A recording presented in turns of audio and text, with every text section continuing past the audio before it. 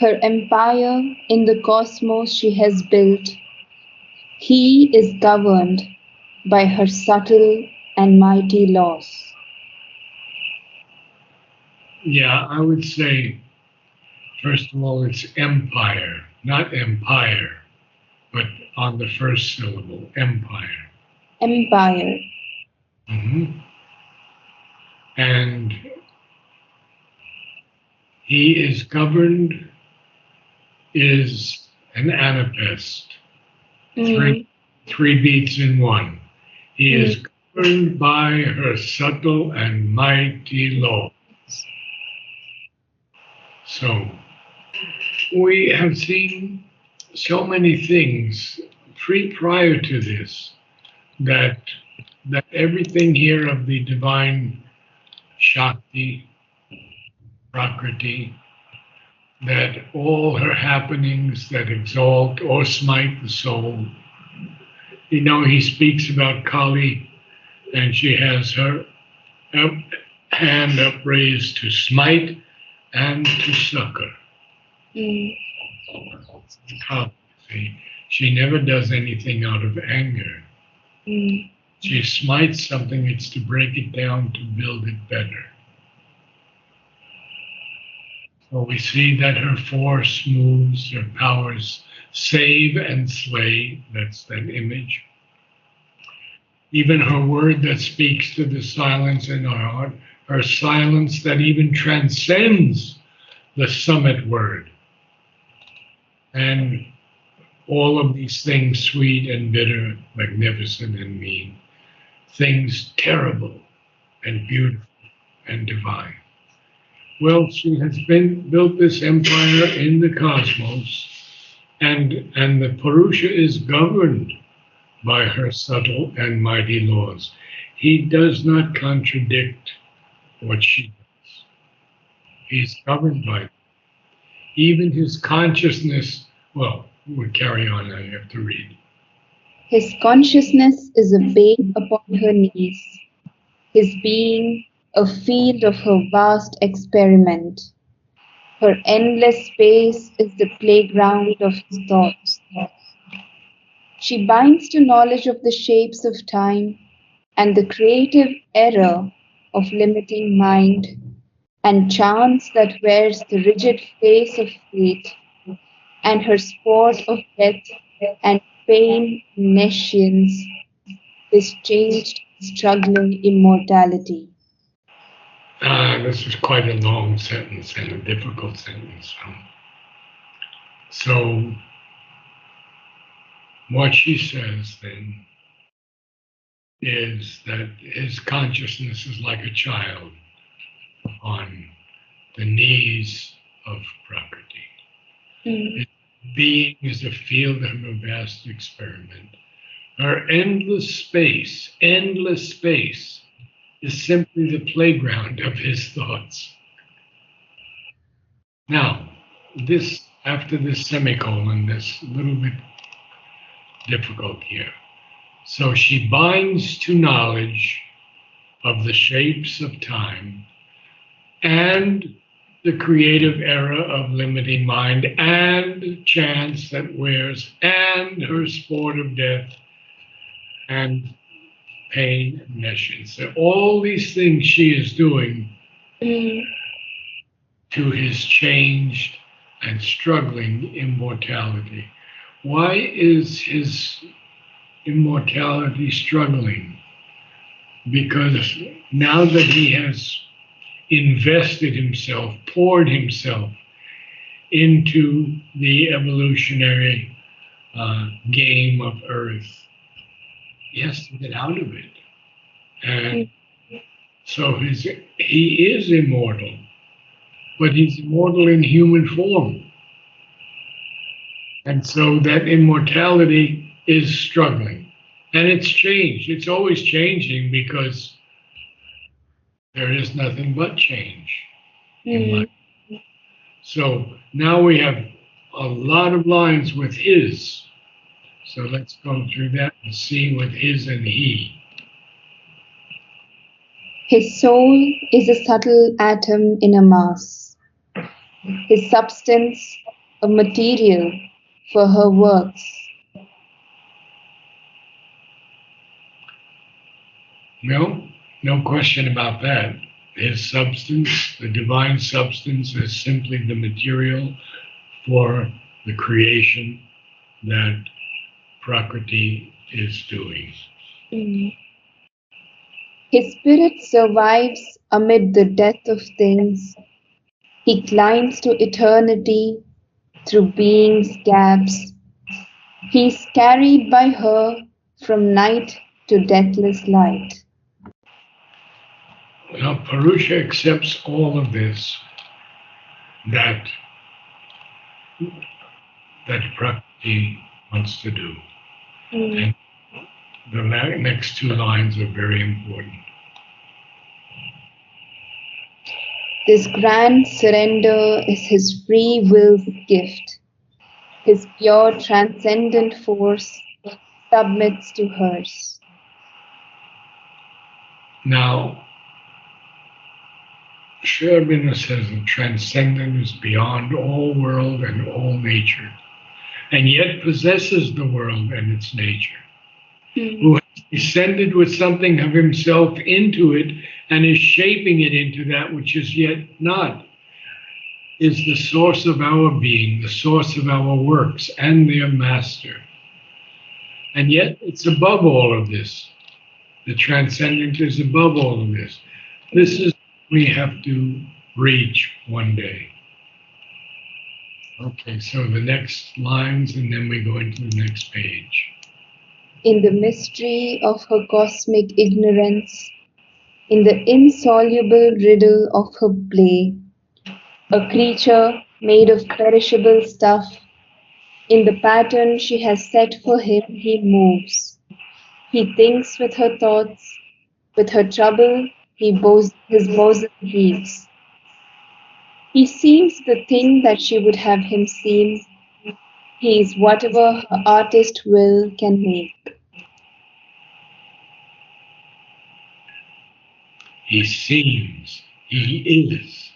Mm. He is whatever her artist will can make. So here we would be putting a little inflection on the word seems and is. Mm. Not he is whatever, but he is whatever. Got it? Yeah. Good. So he seems to be a creature made of perishable stuff. Of course, he's not. And he moves in this pattern that she has set for him. He's thinking with her thoughts, and even with her trouble, his bosom heaves. And he seems, here it is, he seems again. He seems the thing that she would have him seem. He is whatever her artist will can make. So we are seeing this play of he and she, the Mm. divine Shakti. So we can carry on a little bit more.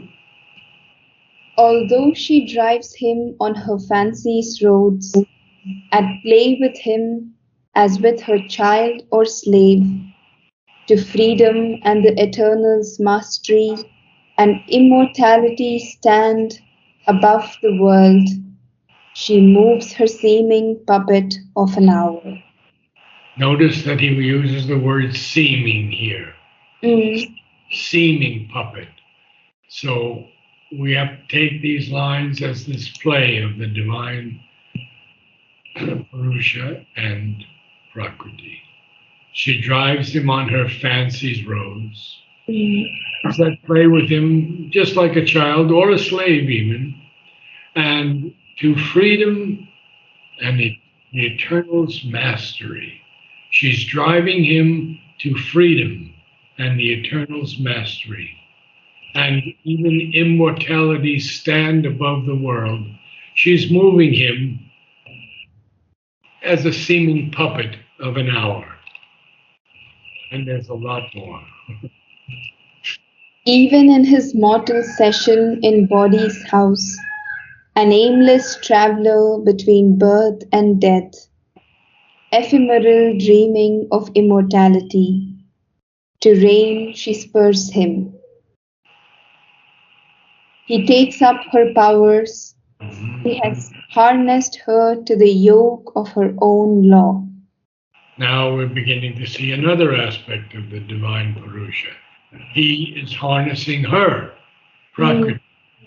So she is in this mortal session, in this human life in a body, where we are aimless travelers between birth and death until we can develop that aim. But now he's an aimless traveler because he is consenting to everything that Prakriti is doing.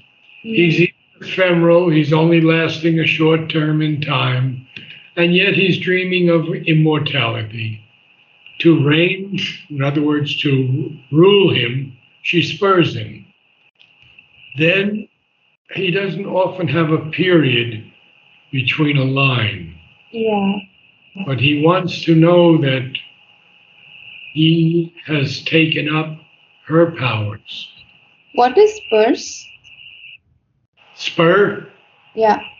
if you're on a horse and you want the horse to go faster and he's not going faster, you spur him Okay. with your feet, huh? Mm-hmm. Or you push him forward. Mm, So she's actually spurring him. mm, And he has harnessed her. In other words, he has gained control over her. mm. Yoke of her own law.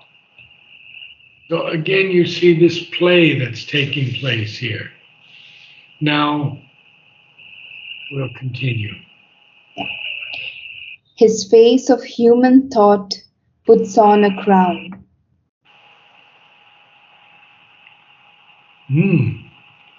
He seems to be human, but Mm, he is the eternal, mm, the transcendent. He is the Purushottama. He is the so Ishvara. So we see that his face of human thought, even it puts on a crown finally. Now mm. he's going to continue on with this play of the divine and his Shakti.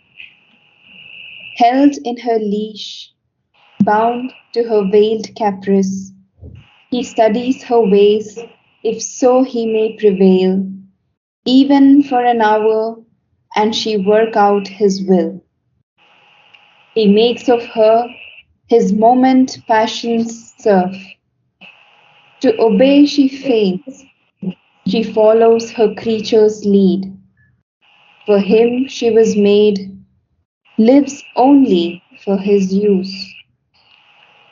Oh, it's just so beautiful. We can't understand this because it's the divine Mm, and the mother. So he is held in her leash, Prakriti's leash. And the word is caprice. caprice. Caprice. Caprice is a fancy or a whim. Him. So he's studying her ways, her creative ways. If so, he may prevail even for an hour. And she, therefore, will work out his will.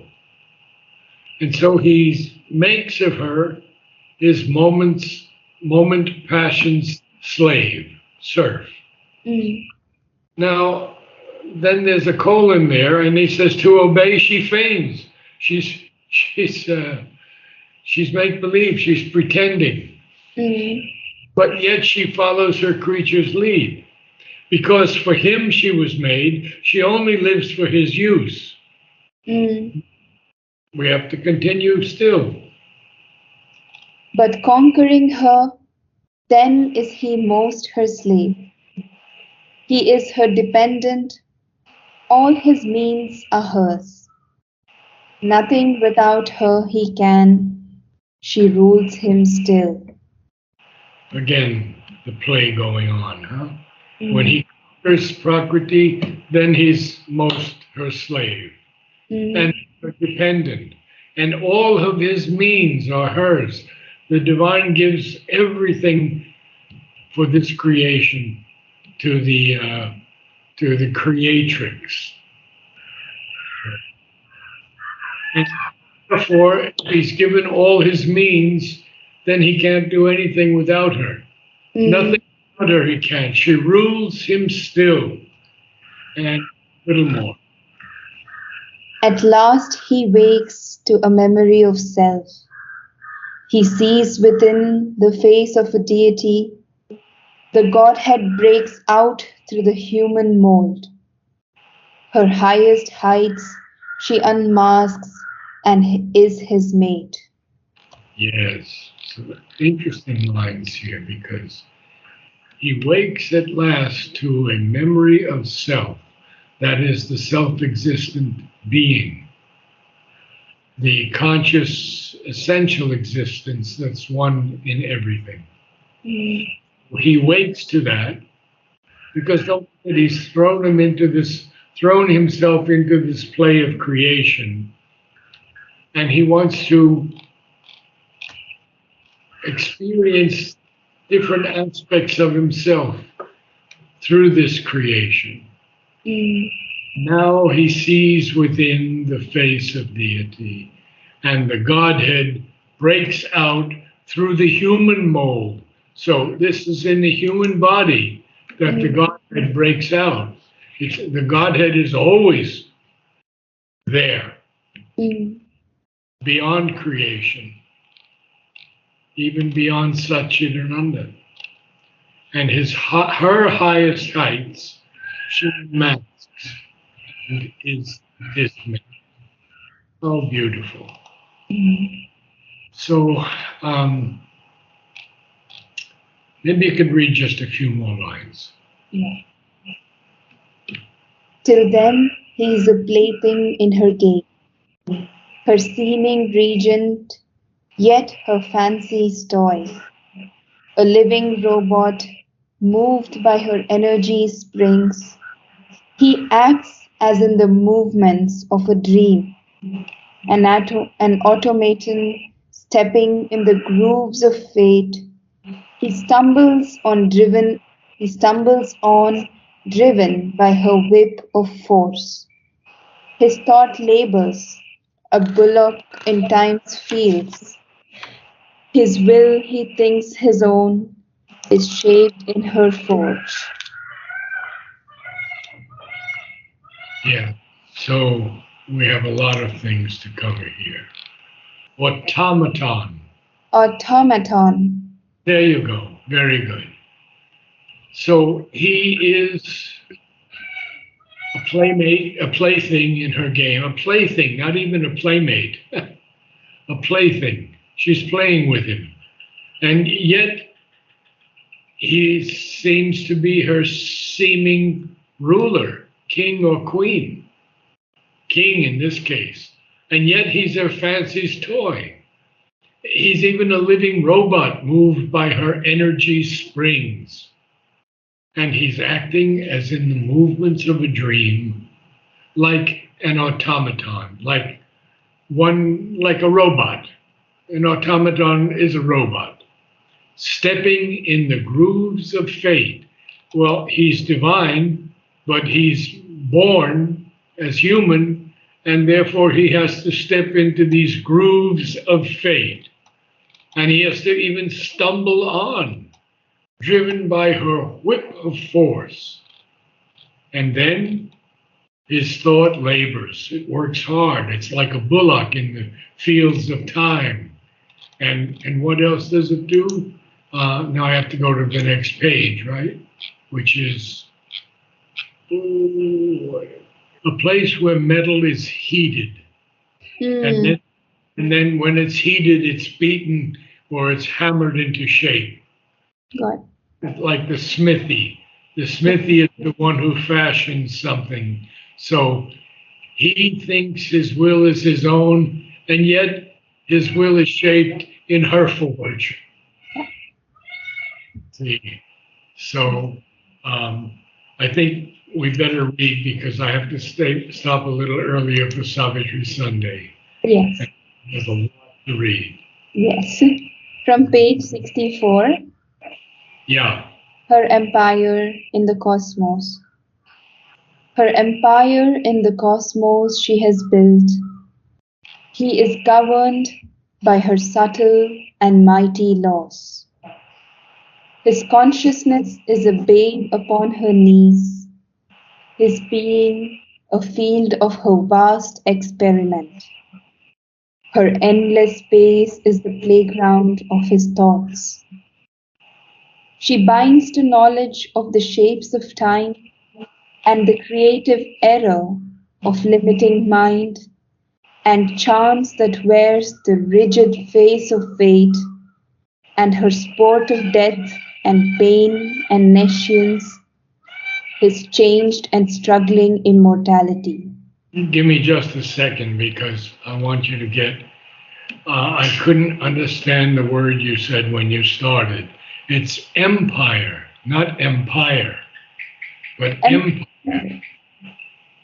em- Her empire. Her empire in the cosmos she has built. Her empire. The her first, empire.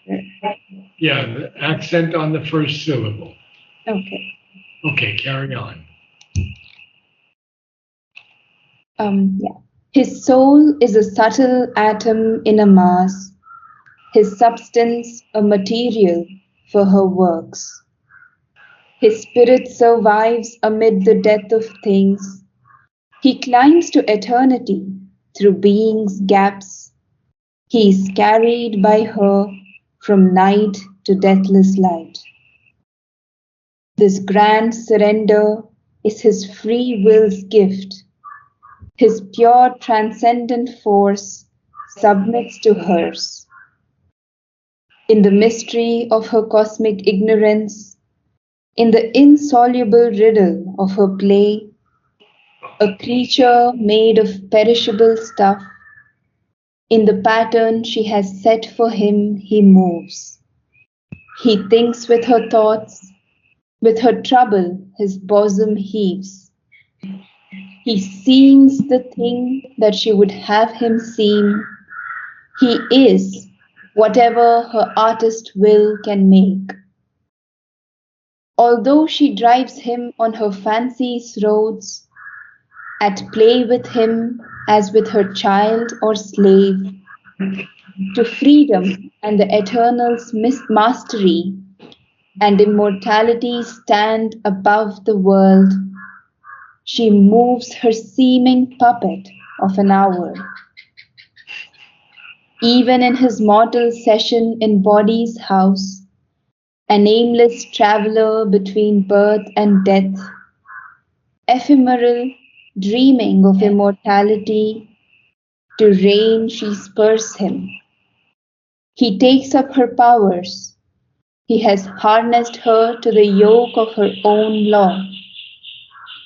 His face of human thought puts on a crown.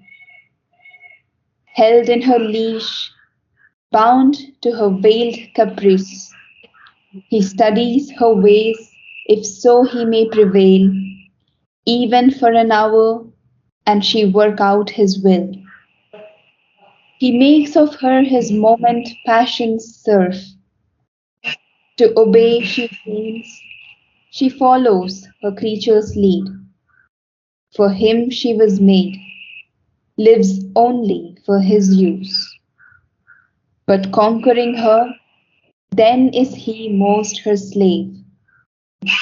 He is her dependent, all his means are hers. Nothing without her he can, she rules him still. At last he wakes to a memory of self. He sees within the face of a deity. The Godhead breaks out through the human mold. Her highest heights she unmasks and is his mate. Till then he is a plaything in her game, her seeming regent, yet her fancy's toy, a living robot moved by her energy springs. He acts as in the movements of a dream, an automaton automaton stepping in the grooves of fate, automaton, an automaton stepping in the grooves of fate, he stumbles on driven by her whip of force. His thought labors, a bullock in time's fields. His will he thinks his own is shaped in her forge. Yes, thank you so much.